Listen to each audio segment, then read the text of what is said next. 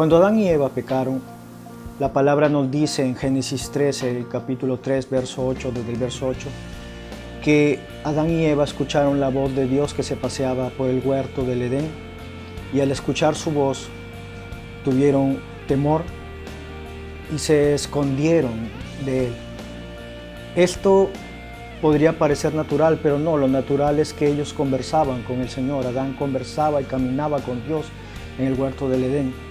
Por eso es que es muy atípica el momento que se describe. Ahora escuchaban la voz de Dios e inmediatamente se escondieron de él.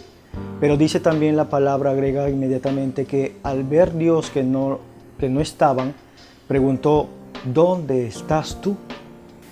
¿Qué es lo que hacemos normalmente las personas cuando queremos ocultar las cosas? Pues simplemente mostramos lo aparentemente mejor, lo visiblemente mejor, o mostramos partes o fracciones de nuestra vida, de lo que somos, de lo que tenemos, de tal forma que solo se vea lo mejor o lo más bonito.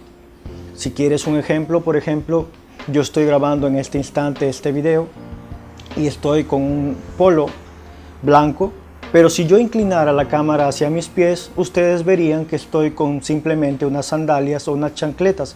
Y esa es la parte que yo quiero ocultar en esta grabación. Y solo te muestro este cuadro que tú ves ahorita. De la misma forma funciona en la vida espiritual del hombre y la mujer.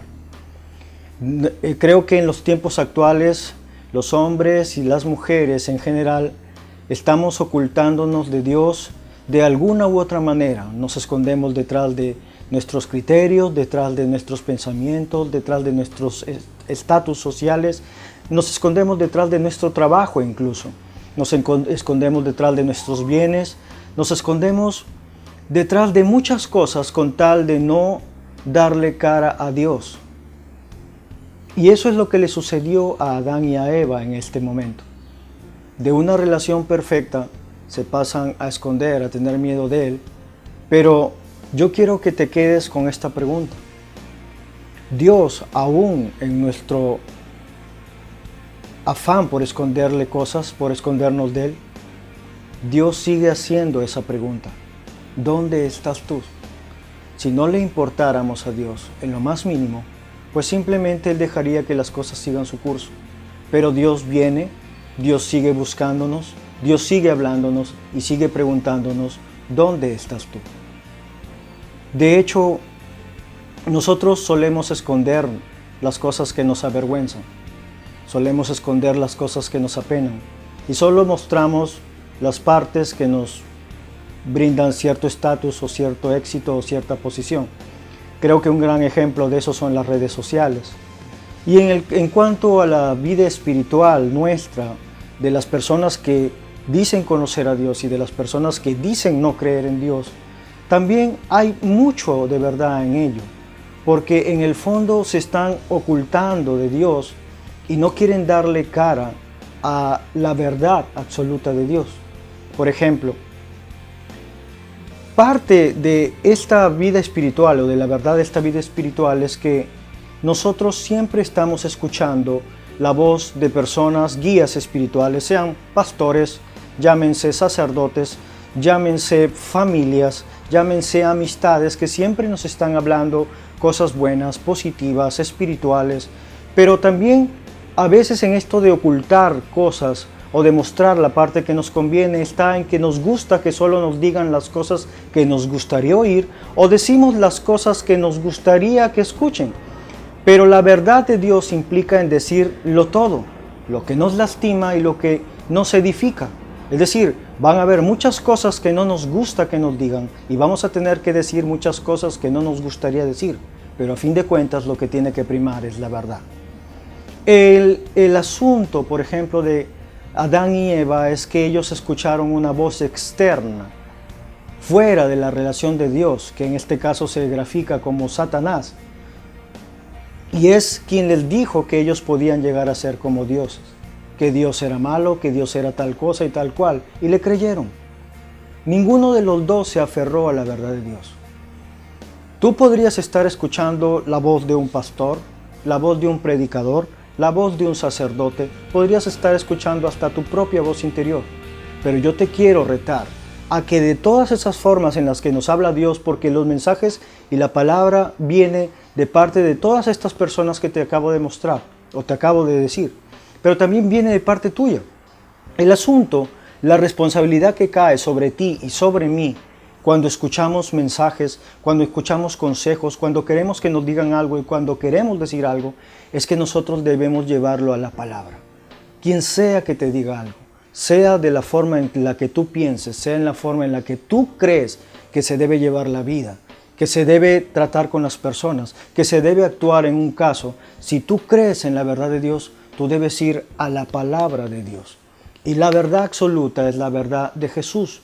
Entonces, por eso es que en Juan, el capítulo 8, se nos habla de estas palabras que dijo el Señor Jesús, que son más que reveladoras, ¿no? Él dice, si vosotros permaneciereis en mi palabra, seréis verdaderamente mis discípulos. El Señor Jesús dice primero que si realmente permanecemos, es decir, si nosotros estamos metidos en su palabra, conscientes de su palabra, entonces nos podemos llamar sus discípulos. Pero agrega algo importante, y conoceréis la verdad, y la verdad os hará libre. Yo podría decirles muchas cosas en este instante. Ustedes podrían decirme muchas cosas en este instante.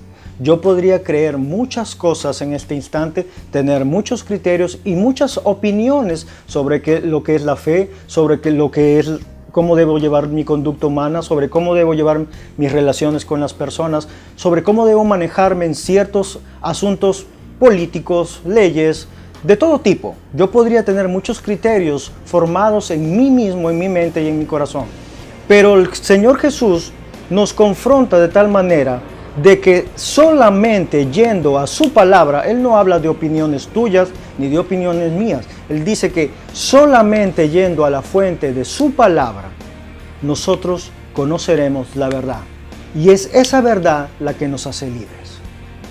Adán y Eva se ocultaron de Dios porque empezaron a darle oídos a otras palabras fuera de lo que Dios estableció para la vida y el propósito que tenía para cada uno de ellos.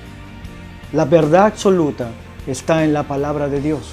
Si nosotros le empezamos a dar criterio y fuerza y peso a nuestras opiniones, más que a la opinión, al mandato, al estatuto y los mandamientos de Dios, entonces la palabra de Dios empezará a tener menos peso en nuestra vida y empezarán a crecer otras opiniones, otras fuentes, otros pensamientos, otros criterios, otros deseos, otro dogma.